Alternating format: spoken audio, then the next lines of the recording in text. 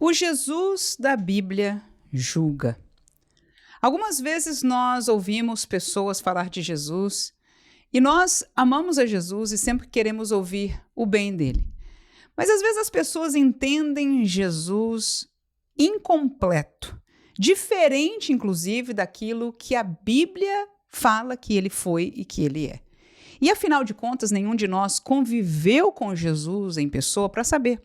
A maneira de nós conhecermos a Jesus única é lermos as narrativas das Escrituras Sagradas, ou seja, os 4 evangelhos e alguma outra coisa que aparece, como no Apocalipse, revelação de Jesus Cristo. No entanto, para conhecer a Jesus, nós temos que ler o evangelho e pelas narrativas, pelas histórias, por aquilo que ele falou, por aquilo que ele fez, encontrarmos quem ele é. E neste texto de hoje nós vamos encontrar essa realidade, de que a Jesus foi dado o poder, o direito de julgar. Aleluia. 2 pensamentos, em verdade, eu quero compartilhar com você do texto que nós vamos estar lendo em João capítulo 5, a partir do versículo 19 e vamos tão somente até o versículo 27. Este texto da palavra de Deus, e eu quero já saudar a você com a paz do Senhor Jesus nesse dia e ficar feliz com você neste momento de nós estarmos estudando a palavra de Deus, lendo a palavra de Deus, meditando na palavra de Deus. Estou tão feliz que você está aqui comigo. É um privilégio muito grande e eu sei que temos crescido na presença do Senhor. Aleluia. Não é nada aqui de movimento espiritual, é permitir a palavra de Deus falar a nós. E que poderosa ela tem sido. A verdade é que com uma amiga eu compartilho e eu disse, eu nunca cresci tanto, e olha que eu já tenho muito tempo de crente, ensinando a palavra de Deus como professora, até mesmo pregando a palavra de Deus, mas este tempo e este desafio de uma meditação proposital aqui, de pensar mesmo, porque a gente fazendo esse devocional, às vezes sentadinho, às vezes concentra, às vezes desconcentra, mas este desafio de estar olhando para cada versículo, cada texto da palavra de Deus e procurando aprender e extrair verdades e lições para a minha vida, tem trazido um crescimento ímpar e eu me sinto muito privilegiada de que você esteja aqui comigo compartilhando deste momento. Portanto, vamos à palavra de Deus, porque chega de falar de nós, vamos falar da palavra de Deus. João capítulo 5, a partir do versículo 19, o texto lê assim: Mas Jesus respondeu e disse-lhes: na verdade vos digo que o Filho por si mesmo não pode fazer coisa alguma, se não o vir fazer ao Pai. Porque tudo quanto ele faz, o Filho o faz igualmente. Porque o Pai ama o Filho e mostra-lhe tudo o que faz. E ele lhe mostrará maiores obras do que estas, para que vos maravilheis. Pois assim como o Pai ressuscita os mortos e os vivifica, assim também o Filho vivifica aqueles que quer. E também o Pai a ninguém julga, mas deu ao Filho todo o juízo, para que todos honrem o Filho como honram o Pai. Quem não honra o Filho, não honra o Pai que o enviou. Na verdade, vos digo que quem ouve a minha palavra e crê naquele que me enviou tem a vida eterna, e não entrará em condenação, mas passou da morte para a vida. Em verdade vos digo que vem a hora, e agora é, em que os mortos ouvirão a voz do Filho de Deus, e os que a ouvirem viverão.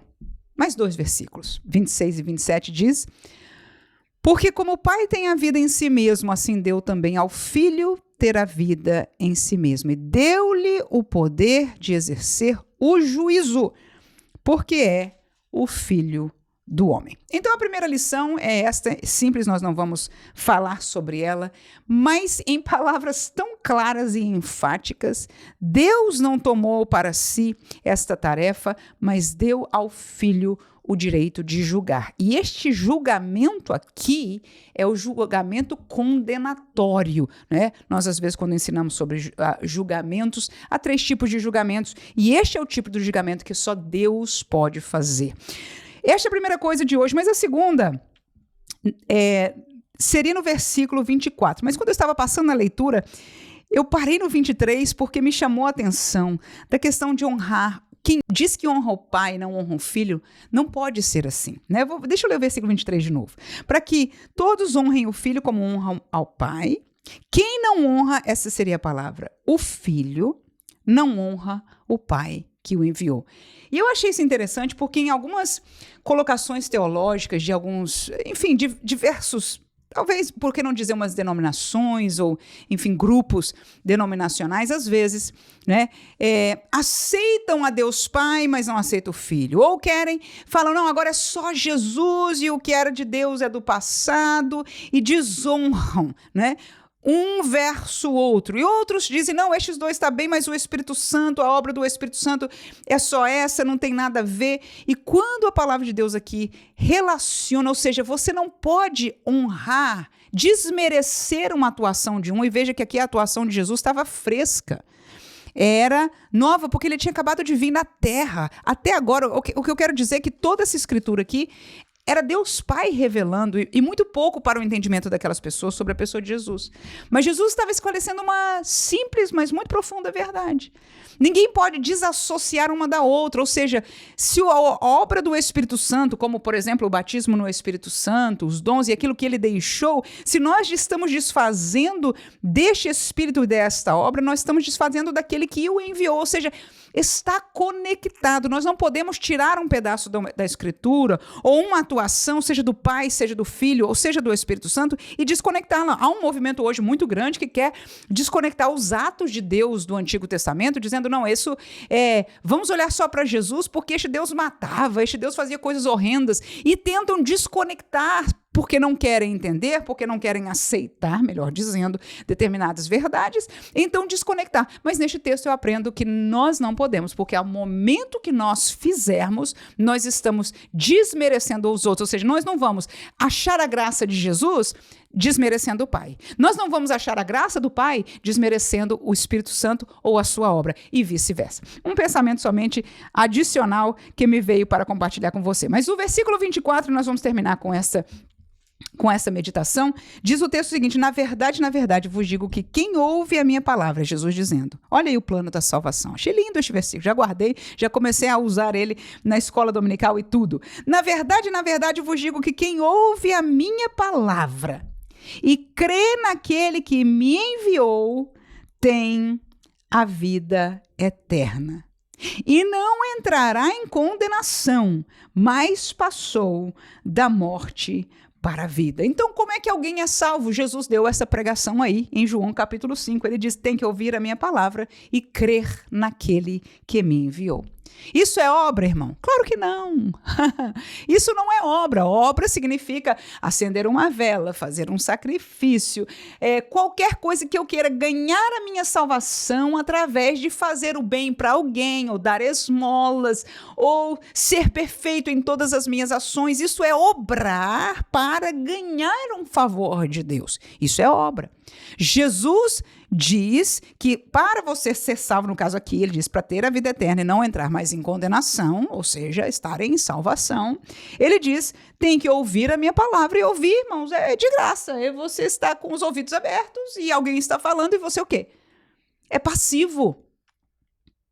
A atividade que há é de dentro de mim eu crer naquele que enviou, foi o que Jesus propôs aqui. Se você ouviu e creu, e isso você faz o tempo todo dia, tudo aquilo que você e eu escutamos, da notícia, da nossa mãe, do nosso filho, nós na mesma hora julgamos se nós aceitamos isto como verdade ou não. Nós olhamos no olhinho dele e vemos, será que eu estou vendo que seja, principalmente se a coisa for, né, meio dramática, é verdade isso? Será que é? Será que eu posso? E nós julgamos isso. E o texto diz, Jesus aqui, quem ouve a minha palavra e crê naquele que me enviou, então tem esta realidade de salvação, que é ter a vida eterna, não entrará em condenação, passou da morte para a vida. E a pergunta é, onde está a graça? Porque alguns dizem, olha, ouvir e crer é obra. Não é obra. Obra é você tentar fazer algo para merecer a salvação. Jesus não ensinou aqui fazer algo. Ele diz: quem ouve a minha palavra, e hoje a gente não ouve da boca de Jesus, mas o que está escrito sobre ele, como você está me ouvindo agora, lendo a Bíblia Sagrada, ouvindo uma pregação da palavra de Deus. Quando nós ouvimos a palavra de Deus e cremos, julgamos que isso é de Deus, cremos naquele que o enviou, Deus enviou a Jesus, como diz João 3,16, para que todo aquele que nele crer. Ou seja, vincular isso com a obra tiraria toda a realidade do evangelho. Mas a pergunta fica: onde está a graça? Aonde está a graça? A graça está enforçada? A graça está irresistível aí? Não. A graça está no oferecer. Jesus apareceu na cena deste mundo, aleluia, na plenitude dos tempos. E agora, neste texto de João 5, está ele lá em Jerusalém. Acabou de curar um paralítico no sábado. Acabou de encontrar-se com aqueles judeus que queriam matá-lo. Ele está revelando e falando que ele é o Filho de Deus. Ele está revelando a verdade sobre ele. Ele diz: olha, quem ouve a minha palavra e crer naquele que me enviou, vai ter esta vida eterna. A graça está ali revelada, oferecendo às pessoas a oportunidade de ouvir e de crer. Então a graça, ela é o oferecer o que é a palavra, oferecer o enviado porque Jesus estava ali, a graça estava ali, oferecida porque estava Jesus ali, o Filho de Deus. O caminho da salvação, a graça estava ali em oferecer: olha, se você ouvir e crer, entre neste caminho, me siga, não peques mais, siga ouvindo a palavra de Deus. Este é o caminho da salvação, o evangelho, aleluia, a mudança de curso. Deixa a sua idolatria, deixa a sua vida de pecado, deixa a sua frieza espiritual para o povo judeu, deixa a sua falsidade religiosa e venha, creia na disposição que Deus deu através da pessoa de Jesus Cristo. Que Deus abençoe a você neste dia, em nome de Jesus. Muito feliz estou com a sua presença e que nós possamos seguir meditando na palavra de Deus. Força aí! Tem dia que a gente não tem vontade, tem dia que não parece que não dá tempo, mas que nós possamos a cada dia, seja aqui comigo, seja na sua Bíblia, na sua casa, onde Deus te proporcione, não deixemos dia após dia de estarmos meditando na santa e gloriosa palavra de Deus. Amém.